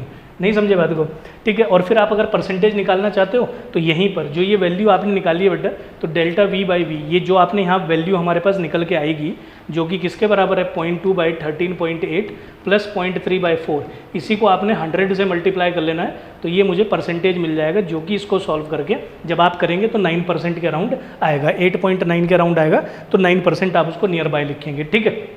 अब मूव करते हैं अगले क्वेश्चन पे। अच्छा, ये भी डिवीजन का ही क्वेश्चन है, क्योंकि रेजिस्टेंस हमें गिवन है V बाय आई, है ना, वोल्टेज अपॉन R। तो मतलब कि डेल्टा, अगर मैं R लिखता हूँ V बाय आई, तो डेल्टा R बाय R अगर मुझे लिखना होगा डिवीजन में, तो delta V by V plus delta I by I, ये बेटा अपने को लिखना रहेगा, ये हो जाएगा प्लस माइनस के अंदर। अभी इसमें हमारे से क्या बोल दिया, find the percentage error in resistance, तो डायरेक्ट क्वेश्चन हो गया। इसमें तो बस आप 100 से मल्टीप्लाई कर लीजिए तो आपको परसेंटेज एरर मिल जाएगा। तो परसेंटेज एरर लिखता हूँ डेल्टा वी, ये बेटा डेल्टा वी है, तो 5/100 प्लस आई कितना हो गया सर 0.2 बाय 10, ठीक है, इंटू 100। इसको अपन सॉल्व करते ये नीचे आ गया, तो ऊपर बच गया कितना 7/100 इंटू 100, तो ये कैंसिल आउट हो गया, तो आंसर आ गया अपने पास 7%। तो that is your A option, ठीक है। तो ये तो डायरेक्ट आपके पास क्वेश्चन था बेटा, आप समझ गए होंगे बात को, ठीक है। और ध्यान रखना भाई, इसी टाइप के कुछ क्वेश्चन आपके पास एग्जाम में भी आते हैं इन नर्सिंग के बेटा, ठीक है। और यहाँ देख लो, ये जो क्वेश्चन है इसी के जैसा क्वेश्चन आपका लास्ट ईयर 2025 में आया है, इसी के जैसा ये क्वेश्चन नहीं आया, इसी के जैसा क्वेश्चन आया है। तो P हमें कितना गिवन है, A की पावर 3, B की पावर 2, डिवीजन में C, D की पावर 1/2। अब मुझे अगर P में एरर निकालना है तो ये मल्टीप्लिकेशन और डिवीजन का कॉम्बिनेशन हुआ। मैंने आपको बताया था मल्टीप्लिकेशन डिवीजन में जब भी एरर आप निकालते हो तो वो फ्रैक्शनल एरर निकल के आता है। तो इस वैल्यू में एरर निकालना है तो इसका फ्रैक्शनल एरर आएगा डेल्टा P बाय P। तो इसकी जो पावर है ये बाहर आ जाएगी, तो delta A by A plus 2 delta B by B, ठीक है। और ये ऊपर जाके नेगेटिव बनना है, पर मैंने आपको क्या बताया था कि आपने मैग्नीट्यूड लेना है, तो डेल्टा C बाय C, और ये पावर हो जाएगी 1/2 डेल्टा D बाय D। हमें सबका परसेंटेज गिवन है, A B C D सब में परसेंटेज गिवन है, और मेरे से P के अंदर परसेंटेज पूछा है 100, तो इसको भी आप जब लिखेंगे तो इसको में लिख लो, ठीक है। तो ये सब ये वैल्यूज़ गिवन है, डेल्टा A बाई A की परसेंट आपको गिवन है, तो कितना गिवन है सर 1%, तो 3 इंटू 1% प्लस 2 इंटू 3% बेटा, ठीक है। देखते हैं क्या वैल्यू आती है, और ये हमारे पास है 2%, ठीक है, प्लस हाफ डेल्टा D, ये है अपने पास 4%। इसको अगर अपन सोल्व करते तो ये आ गया 2%, 2 2 4 6 10 और 13, तो टोटल कितना परसेंट आया सर अपने पास 13%। तो कौन सा ऑप्शन हो गया सर, सी ऑप्शन। अगले क्वेश्चन पे मूव करते हैं। तो हमारे से क्या बोल दिया, the air in the, okay ठीक है। तो अपने को डेंसिटी में एरर निकालना है। डेंसिटी का फॉर्मूला क्या होता है, मास बाय वॉल्यूम, और मुझे लेंथ में और मास में एरर गिवन है, तो मतलब कि वॉल्यूम को मुझे L³ लिखना पड़ेगा यहाँ पे। अब देखो फिर ये आपके पास क्या बन गया, ml की पावर -3। अब ये फॉर्मूला मैं आपको लिखवाया हूँ, पावर m b की power n, error in power अगर कभी आता है तो आपने क्या लिखना होता है, डेल्टा रो बाय रो, जो भी पावर है उसको बाहर लिख लेंगे, पहले प्लस माइनस पावर बाहर लिखी sir, delta m by m, और ये नेगेटिव पावर को क्योंकि आपने मैक्सिमम एरर निकालना है तो प्लस करके लिखना रहता है, 3 डेल्टा l बाय l, ठीक है। और इनका परसेंटेज मुझे गिवन है, 100 से दोनों तरफ मल्टीप्लाई करूंगा तो ये परसेंटेज मिल जाएगा। तो delta rho bye row, delta m by m कितना हो गया सर, 3% प्लस, और ये हो गया 3 इंटू 4%, तो 12, 15, तो आंसर कितना आ गया हमारे पास, 15%। तो ध्यान रखेंगे बेटा, इस टाइप के क्वेश्चन को सीखते हुए अपन चलेंगे। अगले क्वेश्चन पे आते हैं। हमारे से बोला है, अच्छा ये एक इंपॉर्टेंट क्वेश्चन है और इसका जो लेवल भी है थोड़ा मॉडरेट टू डिफिकल्ट है, ठीक है। तो ये एकदम से नहीं सॉल्व होगा, तो आप इसको अच्छे से समझेंगे, को अच्छे से बताऊंगा, आप जरा एक बार देखेंगे। बोला कि period of oscillating time period, तो ये टाइम पीरियड का फॉर्मूला है, आप इसको लिख लो 2π√L/g, दोनों साइड स्क्वायर करके लिख लो, तो ये हो जाएगा 4π² L/g, और यहाँ से g की वैल्यू लिख लो, तो ये हो जाएगा 4π² L/t²। आपने कहा कि सर ऐसा क्यों किया, देखो उसने लास्ट में हमारे से क्वेश्चन बोला है कि परसेंटेज एरर निकालो आप एक्सेलरेशन ड्यू टू ग्रेविटी में, तो इसमें परसेंटेज एरर निकालना है, तो मतलब delta g/g is equals to, constant को हटा देते हैं, इसका कोई काम नहीं रहता, तो ये हो जाएगा डेल्टा L/L, ये ऊपर जाएगा तो -2 बनेगा, पर आपको मैग्नीट्यूड लेना है, मैं कई बार रिपीट कर चुका हूँ, तो ये प्लस माइनस है ना मैक्सिमम एरर के लिए, तो 2 डेल्टा t/t, तो ये मेरे पास आ गया फॉर्मूला, ठीक है। अब आपको डेल्टा L/L और डेल्टा t/t चाहिए, तो आपका परसेंटेज एरर निकल आएगा किसमें, डायरेक्टली आपके पास एक्सेलरेशन ड्यू टू ग्रेविटी है, तो उसके ड्यू टू ग्रेविटी में, उसके लिए मुझे कुछ और वैल्यूज़ गिवन है, वो देख लेता हूँ। मेरे से बोला है कि लेंथ कितनी है 100 सेंटीमीटर और इसमें एरर है 1 mm, तो अगर मुझे L लिखना है तो true value plus minus error लिखना पड़ेगा, तो मैं यहाँ से L की वैल्यू लिख लेता हूँ, तो 100 सेंटीमीटर, और इसको भी सेंटीमीटर में लिखना पड़ेगा, तो 1/10 सेंटीमीटर माने तो 0.1 सेंटीमीटर, तो प्लस माइनस 0.1, ये पूरी वैल्यू किस में आ गई सर, सेंटीमीटर में, बहुत बढ़िया। तो इसमें आपको डेल्टा L भी मिल गया और L भी मिल गया, तो ये दोनों वैल्यू तो सॉर्टेड है। अब डेल्टा t/t चाहिए, तो उसके लिए आगे क्वेश्चन पढ़ना पड़ेगा। टाइम पीरियड अपने को 2 सेकेंड दिया है, लो भाई टाइम पीरियड भी अपने पास आ गया 2 सेकेंड। अब क्या चाहिए मेरे को, खाली t को लिखने के लिए ट्रू वैल्यू तो आ गई, प्लस माइनस इसका एरर चाहिए बस खाली, ठीक है, एरर चाहिए, उसको देख लेता हूँ। The time of 100 oscillation is measured by stop watch of least count 0.1 second. क्या बोल दिया आपसे, आपसे बोल दिया कि भाई 100 ऑसिलेशन के बाद मुझे लीस्ट काउंट 0.1 सेकेंड मिला है, कितना मिला है 0.1 सेकेंड, वो भी 100 ऑसिलेशन के बाद।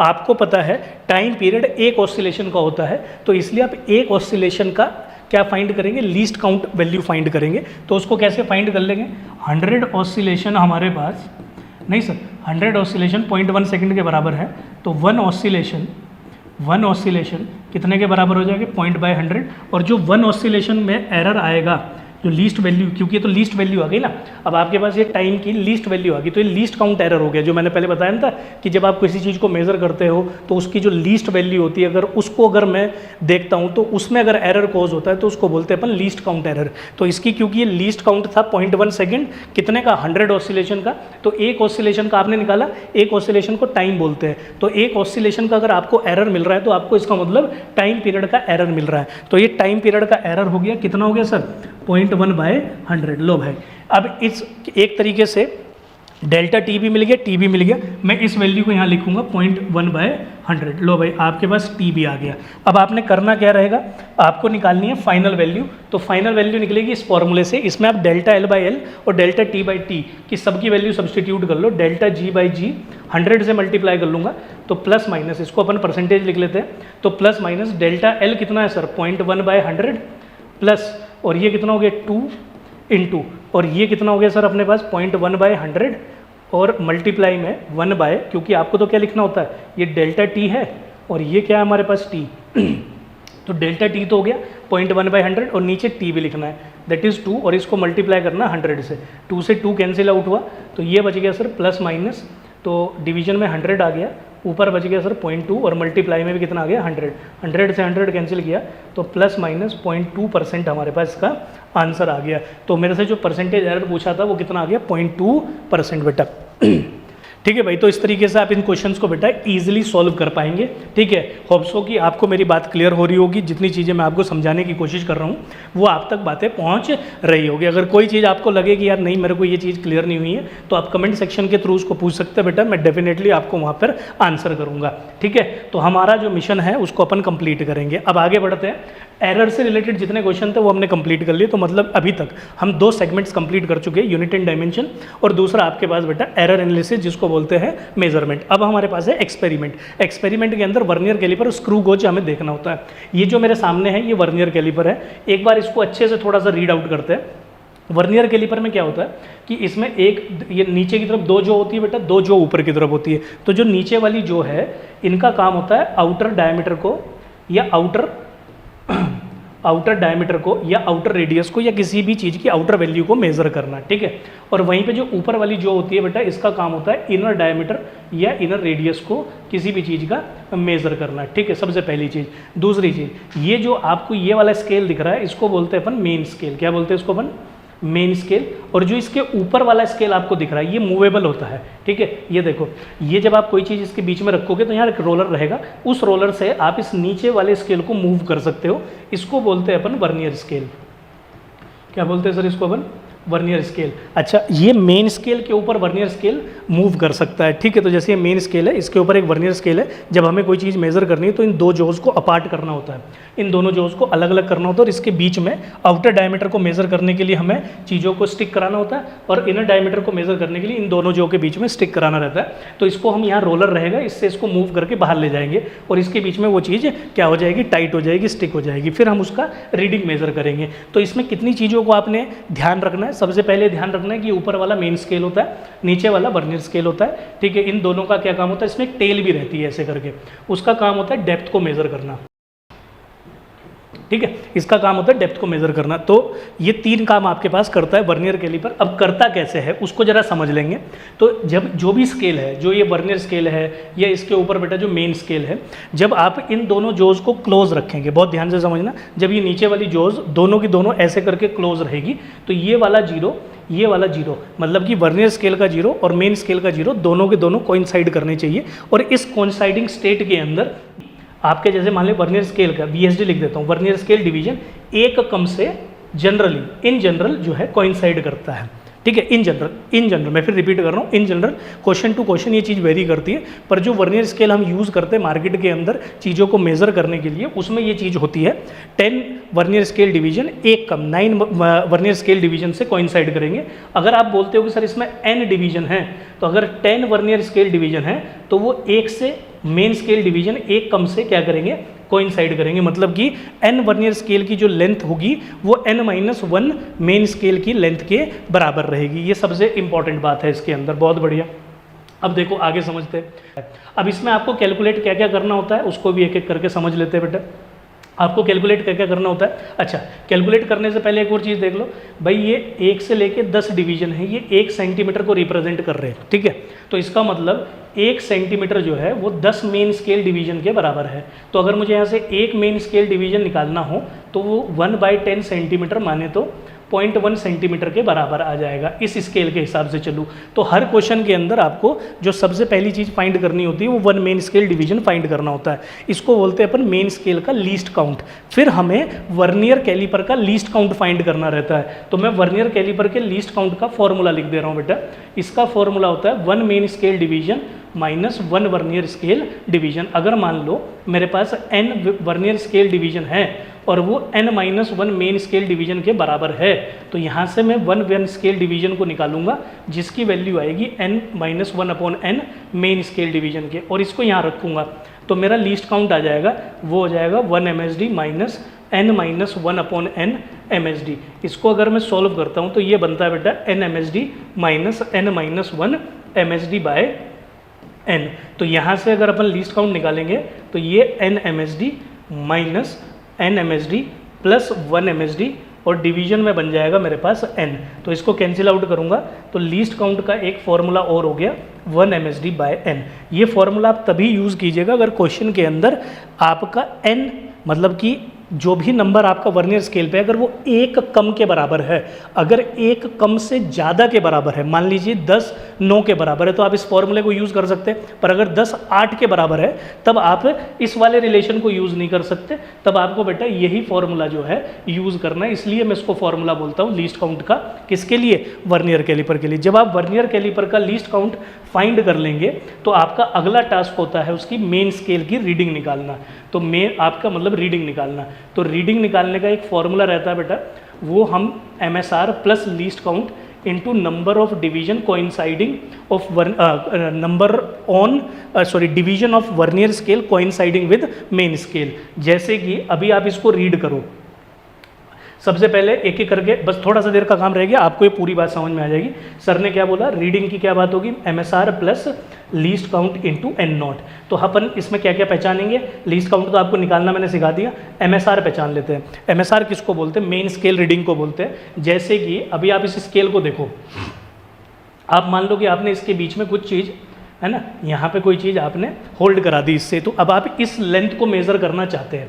तो इस लेंथ को मेज़र कैसे करेंगे, MSR plus least count into N0 लिखेंगे। तो अब इसमें MSR क्या है, ये देखो, ये जो इसका जीरो है बेटा वर्नियर कैलिपर का, जो वर्नियर कैलिपर का जीरो है, ये मेन स्केल के किन्हीं दो नंबर के बीच में ओपन होगा। तो जो पिछले वाला नंबर होता है जिसके बीच में ओपन होता है, जैसे कि जीरो यहाँ ओपन हुआ, तो इससे जो पिछले वाला नंबर है ये वाला नंबर, इसको मेन स्केल रीडिंग बोलते हैं। इसके हिसाब से अगर मैं चलूँ, आपको मैंने भी बताया था इसका लीस्ट काउंट 0.1 है, तो ये तो हो गया 1 सेंटीमीटर, 1.1, 1.2, 1.3, 1.4। इस क्वेश्चन में MSR आ गया 1.4 सेंटीमीटर। ठीक है, जब आप MSR निकाल लेंगे तो ये काम भी निपट गया। लीस्ट काउंट आपने अभी 1 MSD माइनस 1 VSD करके निकाल ही लिया है। अब आपको N0 चाहिए। N0 वर्नियर स्केल का वो डिवीजन है जो मेन स्केल के साथ कोइंसाइड करता है। अब आप इस पूरे स्केल को देखो, इसमें जो ये फोर्थ वाला नंबर है ये कोइंसाइड कर रहा है, तो इसमें N0 की वैल्यू होगी 4। तो अगर इस स्केल के हिसाब से मैं चलता हूँ तो मेरा मेन स्केल है 1.4, यहाँ से जो भी आपका लीस्ट काउंट आएगा इंटू 4, तो आपको क्या मिल जाएगी बेटा जी, रीडिंग। तो मतलब कि पूरे वर्नियर कैलिपर के अंदर आपको सिर्फ क्या फाइंड करना होता है, रीडिंग या लीस्ट काउंट। रीडिंग को फाइंड करने के लिए MSR के अलावा लीस्ट काउंट, और लीस्ट काउंट के अलावा आपको number of division on the vernier scale which is being coinciding with the main scale. बस इन चीज़ों का ध्यान रखना है। अब इस चीज़ को एक क्वेश्चन से समझते हैं। ठीक है बेटा, तो देखो इस क्वेश्चन में क्या बोला, एक वर्नियर कैलिपर है जिसमें 10 डिवीजन जो है, ठीक है, 10 वर्नियर स्केल डिवीजन, 10 VSD जो है वो 9 MSD के बराबर है। ठीक है, ऐसा क्वेश्चन में बोल दिया, और आपसे बोल दिया main scale the least count of which is.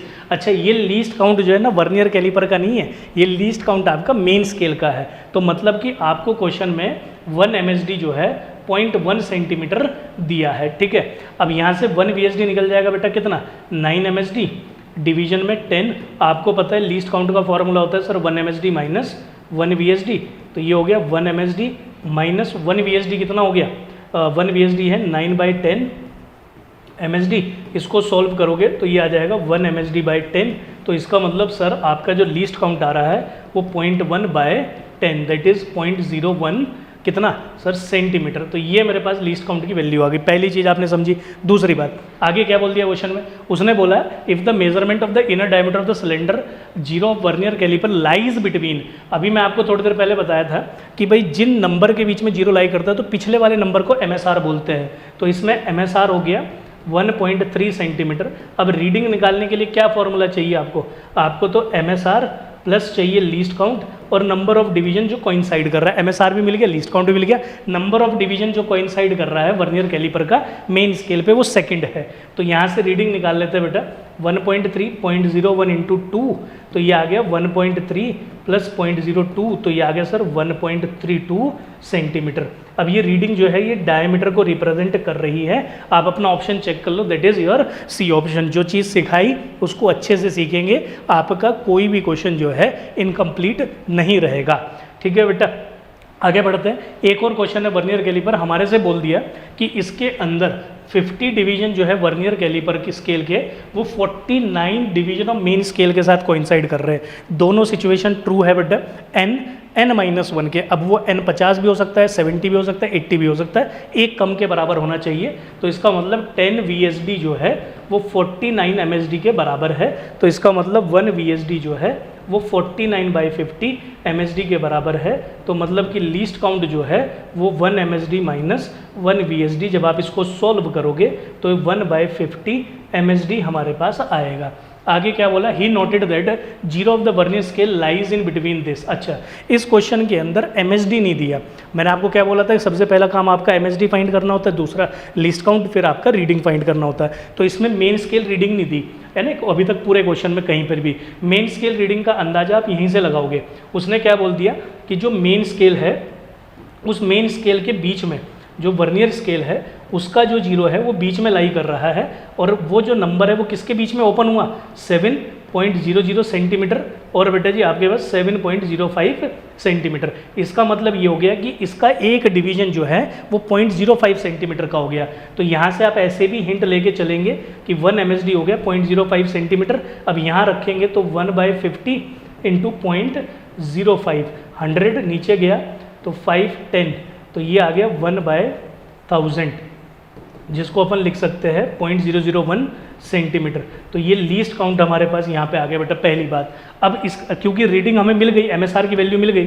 MSR कितना आ गया, आपको बताया था जीरो से पिछले वाले नंबर को MSR बोलते हैं, तो ये हो गया 7 सेंटीमीटर, ठीक है, 7.00 सेंटीमीटर। अब 23rd वाला जो है वर्नियर स्केल का वो एग्जैक्टली कोइंसाइड कर रहा है, तो N0 भी मिल गया आपको 23rd। तो अब आपको रीडिंग चाहिए, तो ये कितना हो जाएगा, MSR 7.00 प्लस, और ये हो गया सर 0.001 इंटू 23, आप इसको लिखेंगे तो 7.023, इसको सॉल्व करेंगे बेटा जी तो 7.023, ये मेरे पास वैल्यू आ गई, that is your B option. बहुत बढ़िया भाई, ठीक है। तो इस क्वेश्चन को आप अच्छे से एक बार गो थ्रू करेंगे, अच्छे से समझेंगे बेटा। ये था हमारे पास screw gauge, vernier caliper. Vernier caliper का कॉन्सेप्ट आपको क्लियर हुआ। ऐसे ही जब अपन स्क्रू गोज करते हैं, ठीक है, तो स्क्रू गोज में भी बेटा अपन समझेंगे, ठीक है, स्क्रू गोज में भी अपन समझेंगे। इसका दूसरा नाम होता है माइक्रोमीटर, ठीक है, ये भी ध्यान रख लेना, माइक्रोमीटर, क्योंकि इसका जो लीस्ट काउंट होता है वो 10 माइक्रोमीटर के बराबर भी होता है। और ये कितनी वैल्यू तक मेजर करता है, डेसिमल के बाद 3rd डिजिट तक ये मेजर करता है। वर्नियर कैलिपर 2nd डिजिट तक मेजर करता है। अब देखो स्क्रू गोज में क्या होता है बेटा, स्क्रू गोज के अंदर ये तो स्टड हो गया, ठीक है, ये स्क्रू हो गया जो इसके अंदर मूव करता है, ठीक है, ठीक है, इसको क्या बोलते हैं अपन, स्क्रू बोलेंगे, ठीक है। ये अपना मेन स्केल हो गया बेटा, इसके अंदर ये वाला सर्कुलर स्केल हो गया, ठीक है। सर्कुलर स्केल में ऐसे ऐसे इसको मूव करते हैं, आप सब बच्चों ने देखा होगा। ये रेफरेंस लाइन होगी, रेफरेंस लाइन के ऊपर ये मेन स्केल होता है, ठीक है। इसके अंदर हमने को क्या फाइंड करना होता है, वही लीस्ट काउंट फाइंड करना होता है और रीडिंग फाइंड करनी होती है। तो बेटा मैं फॉर्मूला लिख देता हूँ, इसमें लीस्ट काउंट का फॉर्मूला होता है pitch by total division on circular scale, total division on circular scale, ठीक है, टोटल डिवीजन सर्कुलर स्केल। तो ये लीस्ट काउंट का हमारे पास इसमें फॉर्मूला होता है। रीडिंग कैसे निकलेगी इसमें, वही फॉर्मूला बेटा MSR प्लस लीस्ट काउंट, ठीक है। तो रीडिंग का इसमें भी फॉर्मूला वही है, MSR plus least count into number of division coinciding with the reference line. तो इसमें सर्कुलर स्केल का कोइंसाइड करना चाहिए नंबर किसके साथ, विद रेफरेंस लाइन। बेटा इसमें रेफरेंस लाइन के साथ होता है, तो जैसे कि अभी इसमें आप देख रहे होंगे 25th नंबर जो है इसके साथ कोइंसाइड कर रहा है, तो ये N0 है। और आपका पिच क्या होता है उसको भी अपन समझ लेते हैं। पिच होता है distance on main scale, distance travelled on main scale